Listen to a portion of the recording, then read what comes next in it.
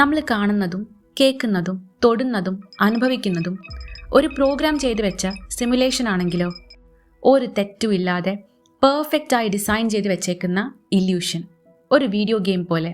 ഈ സിമുലേഷനിൽ വീഡിയോ ഗെയിമിലെ ക്യാരക്ടേഴ്സിന് പകരം നമ്മുടെ റിയാലിറ്റിയെ ചോദ്യം ചെയ്യുന്ന ഈ ഒരു കോൺസെപ്റ്റ് മെട്രിക്സ് തൊട്ട് ഇൻസെപ്ഷൻ വരെയുള്ള സൈഫൈ സിനിമകളിൽ കണ്ടിട്ടുണ്ട്. പക്ഷേ ഇതൊരു ഫിക്ഷനിൽ ഒതുങ്ങുന്നതല്ലാതെ പ്രമുഖരായ പലരും, ഇൻക്ലൂഡിംഗ് ശാസ്ത്രജ്ഞന്മാർ പലരും, ഈ തിയറിയിൽ വിശ്വസിക്കുന്നെന്ന് കൂടി പറഞ്ഞാലോ? Let's dive into the mind bending concept of simulation theory. നമ്മൾ അനുഭവിക്കുന്ന റിയാലിറ്റിയിലെല്ലാം വരുമല്ലോ. ജനനം തൊട്ട് ചുറ്റിലുള്ള ലോകം, അനുഭവങ്ങൾ, ഇവിടെ നമ്മൾ നിർമ്മിച്ച നിയമങ്ങൾ, നമുക്ക് കൂട്ടായിട്ടുള്ളവർ, ഈ എല്ലാം ഉൾപ്പെടുന്ന റിയാലിറ്റിയെ അഡ്വാൻസ്ഡ് ആയ ഒരു സിവിലൈസേഷൻ നിർമ്മിച്ച ഒരു ആർട്ടിഫിഷ്യൽ സിമുലേഷൻ ആണെന്നാണ് സിമുലേഷൻ തിയറി അല്ലെങ്കിൽ മെട്രിക്സ് ഹൈപ്പോത്തസിസ് എന്ന കോൺസെപ്റ്റിൽ പറയുന്നത്. കുറച്ചുകൂടി എളുപ്പത്തിൽ മനസ്സിലാക്കാൻ വേണ്ടി പറഞ്ഞാൽ, ദൈവം പ്രപഞ്ചം സൃഷ്ടിച്ചു എന്നതിന് പകരം ഒരു അഡ്വാൻസ്ഡ് സിവിലൈസേഷൻ നമുക്ക് ചുറ്റുമുള്ള ഈ ലോകത്തിനെ സൃഷ്ടിച്ചു എന്ന് പറയാം. സോ ഈ സിമുലേഷൻ തിയറി തുടങ്ങി വെച്ചത് ഓക്സ്ഫോർഡ് യൂണിവേഴ്സിറ്റിയിലെ ഫിലോസഫറായ മിക് ബോസ്ട്രോം എന്ന വ്യക്തി 2003 മുന്നോട്ട് വെച്ച ഒരു ചോദ്യത്തിൽ നിന്നാണ്. ഭാവിയിലെ അഡ്വാൻസ്ഡ് ആയ സിവിലൈസേഷൻസ് അവരുടെ പൂർവികരുടെ ജീവിതം അനുകരിക്കാൻ വേണ്ടി ഒരു ടെക്നോളജി നിർമ്മിച്ചാലോ? ഇനി ആ നിർമ്മിക്കുന്ന technology it will be so advanced that ഇതിനുള്ളിലുള്ളവർ പോലും ഇതൊരു ടെക്നോളജിയാണെന്നോ സിമുലേഷൻ ആണെന്നോ മനസ്സിലാക്കാതെ ഇരിക്കും. ഇതൊരു പൊട്ടത്തരമായിട്ട് ആദ്യം നമുക്ക് തോന്നാം. ബട്ട് ജസ്റ്റ് നമുക്കറിയാവുന്ന വീഡിയോ ഗെയിംസ് ഒന്ന് ആലോചിച്ച് നോക്കിക്കേ. വീഡിയോ ഗെയിമുകളുടെ എവല്യൂഷൻസിനെ ഒന്ന് നോക്കിക്കേ. ഓപ്പൺ വേൾഡ് ഗെയിംസായ സിംസിലും GTA-യിലും ഒരു എൻറ്റയർ വെർച്വൽ വേൾഡ് നമ്മൾ സൃഷ്ടിച്ചു. അതെന്നിട്ട് ഫസ്റ്റ് പേഴ്സൺ POVയിൽ നമ്മൾ കൺട്രോൾ ചെയ്യുന്നു. നമ്മൾ ക്രിയേറ്റ് ചെയ്ത വെർച്വൽ വേൾഡ്, നമ്മൾ നിറം കൊടുത്ത വെർച്വൽ വേൾഡ്, നമ്മൾ ഡിസൈൻ ചെയ്ത characters, and we control dum. നമ്മുടെ ക്യാരക്ടേഴ്സിന് കോൺഷ്യസ്നെസ് ഇല്ല എന്നുള്ളതാണ് നമ്മളെയും ആ ക്യാരക്ടേഴ്സിനെയും തമ്മിൽ വേർതിരിപ്പിക്കുന്ന പ്രധാന ഘടകം. ഇനി ഇമാജിൻ, ഇപ്പോൾ ഉള്ളതിനേക്കാളും അഡ്വാൻസ്ഡ് ആയ AI പവേർഡ് വീഡിയോ ഗെയിം ക്യാരക്ടേഴ്സിന് ഒരു ടാസ്ക് വന്നു കഴിഞ്ഞാൽ ഈസി റൂട്ട് ഏതാണെന്നും ഏത് വെപ്പൺ യൂസ് ചെയ്യണമെന്നും നമുക്ക് പറഞ്ഞു തരുന്ന ഒരു AI powered video game character. ഇപ്പോൾ ഇല്ലെങ്കിലും നിയർ ഫ്യൂച്ചറിൽ എന്തായാലും ഇത് നടക്കും. അതേ രീതിയിൽ കുറച്ചുകൂടി ഹൈ ലെവലായിട്ട് ചിന്തിച്ചാൽ, ഭാവിയിൽ കോൺഷ്യസ് ആയ ബീയിങ്സിനെ ക്യാരക്ടേഴ്സ് ആക്കിക്കൊണ്ട് എൻറ്റയർ യൂണിവേഴ്സിനെ നിർമ്മിക്കാൻ ശേഷിയുള്ള ഒരു ടെക്നോളജിയും അത് നിർമ്മിച്ച അഡ്വാൻസ്ഡ് സിവിലൈസേഷനും. അങ്ങനെ നോക്കിയാൽ സിമുലേഷൻ തിയറിയും നമ്മളതിൻ്റെ ഭാഗമാണെന്നുള്ള കോൺസെപ്റ്റും തള്ളിക്കളയാനാവില്ലല്ലോ. Maybe that's why famous ആയ പലരും ഈ തിയറിയിൽ വിശ്വസിക്കുന്നത്. ബോസ്ട്രോമിൻ്റെ തിയറി അനുസരിച്ച് 3 പോസിബിലിറ്റീസ് ആണ് സിമുലേഷൻ തിയറിയുമായി ബന്ധപ്പെട്ടുള്ളത്.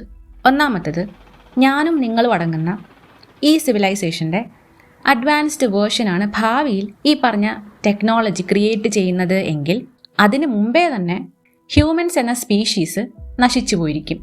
അതായത് വളരെ ലിമിറ്റേഷൻസ് ഉള്ള ഒരു ഹ്യൂമൻ ബോഡി ഉള്ള നമ്മുടെ ഈ ഒരു ഫിസിക്കൽ ഫോം ഒക്കെ നശിച്ച ഒരു പോസ്റ്റ് ഹ്യൂമൻ സ്റ്റേജിലെ അഡ്വാൻസ്ഡ് സിവിലൈസേഷൻസിന് ഇതുപോലൊരു ആർട്ടിഫിഷ്യൽ സിമുലേഷൻ നിർമ്മിക്കാൻ കേപ്പബിൾ ആവുകയുള്ളൂ.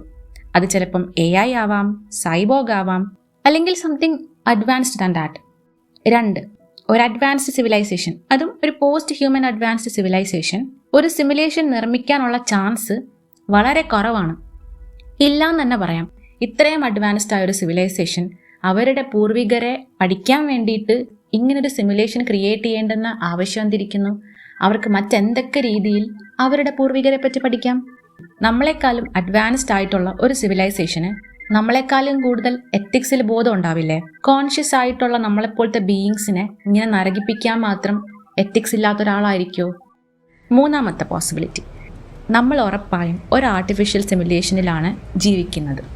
ഇപ്പോൾ ഒരു അഡ്വാൻസ്ഡ് സിവിലൈസേഷൻ ഉണ്ടെന്നിരിക്കട്ടെ, അവർ ഒരു സിമുലേഷൻ ഉണ്ടാക്കുന്നു. പക്ഷേ അവരിതുപോലെ ഒരു സിമുലേഷൻ മാത്രമേ ഉണ്ടാക്കുള്ളൂ, ഒരു സിമുലേഷൻ മാത്രമേ പ്രവർത്തിപ്പിക്കുള്ളൂ എന്ന് പറയാൻ പറ്റുമോ? അവർക്ക് വേണമെങ്കിൽ ബില്യൺസ് ഓഫ് സിമുലേഷൻസ് നിർമ്മിച്ചൂടെ? ഇനി ഓരോ സിമുലേറ്റഡ് ആയിട്ടുള്ള ലോകത്തും സിമുലേറ്റഡ് ആയ ആൾക്കാർ കാണില്ലേ? അവർക്കൊന്നും അറിയില്ലല്ലോ അവർ സിമുലേഷനിലാണെന്ന്. നമ്മളെപ്പോലെ അവരും കരുതും അവരുടെ റിയാലിറ്റി റിയൽ ആണെന്ന്.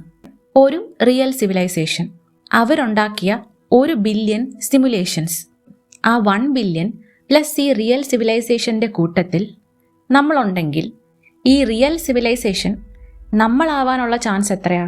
1 in a billion. സോ അത്രയും ചെറിയ ചാൻസ് ആയതുകൊണ്ട് it is more likely that നമ്മളൊരു സിമുലേറ്റഡ് വേൾഡാണ്. ഈ 3 പോസിബിലിറ്റിയിൽ ഒരെണ്ണം എന്തായാലും സത്യമായിരിക്കും എന്നാണ് നിക് ബോസ്ട്രോം അവകാശപ്പെടുന്നത്. സംഭവം ഇൻട്രസ്റ്റിംഗ് ആണ്, പക്ഷെ ഇതിൽ എന്തെങ്കിലും സയൻസ് ഉണ്ടോ? ഇതുവരയ്ക്കും ഇല്ല. But there are theories. അതിലൊരു കോമൺ എക്സാമ്പിളാണ് സബറ്റോമിക് പാർട്ടിക്കിൾസ്. നമ്മളെ എല്ലാം നിർമ്മിച്ചിരിക്കുന്നത് സബറ്റോമിക് പാർട്ടിക്കിൾസ് വെച്ചിട്ടല്ലേ? ഈ സബറ്റോമിക് പാർട്ടിക്കിൾസ് മൾട്ടിപ്പിൾ സ്റ്റേറ്റുകളിൽ എക്സിസ്റ്റ് ചെയ്യും. പക്ഷെ നമ്മൾ ഒബ്സർവ് ചെയ്യുമ്പോൾ ആകെ ഒരു സ്റ്റേറ്റിലായിരിക്കും. ജസ്റ്റ് ലൈക്ക് ഒരു വീഡിയോ ഗെയിമിൽ ഒരുപാട് വസ്തുക്കൾ ഉണ്ടായിരിക്കാം, പക്ഷേ പ്ലെയർ നോക്കുമ്പോൾ മാത്രമേ ആ ഒബ്ജക്റ്റ് എക്സിസ്റ്റ് ചെയ്യുള്ളൂ. സോ സിമുലേറ്റ് ചെയ്ത റിയാലിറ്റി എന്ന കോൺസെപ്റ്റ് പുസ്തകങ്ങളിലും സിനിമകളിലും ഒക്കെ നമുക്ക് കാണാം. അതൊക്കെ ഫിക്ഷൻ ആണെങ്കിലും it always raises one question: എന്താണ് റിയൽ? അതിൻ്റെ കൂടെ വേറെ പല ചോദ്യങ്ങളും ഉണ്ട്. എല്ലാം സിമുലേഷൻ ആണെങ്കിൽ നമ്മുടെ ഫ്രീ വില്ലിന് എന്ത് പറ്റും? നമ്മുടെ കോൺഷ്യസ്നെസ് എന്താണ്? What is the purpose of ഈ സംഭവങ്ങളെല്ലാം? മരണശേഷം നമുക്ക് എന്ത് പറ്റും?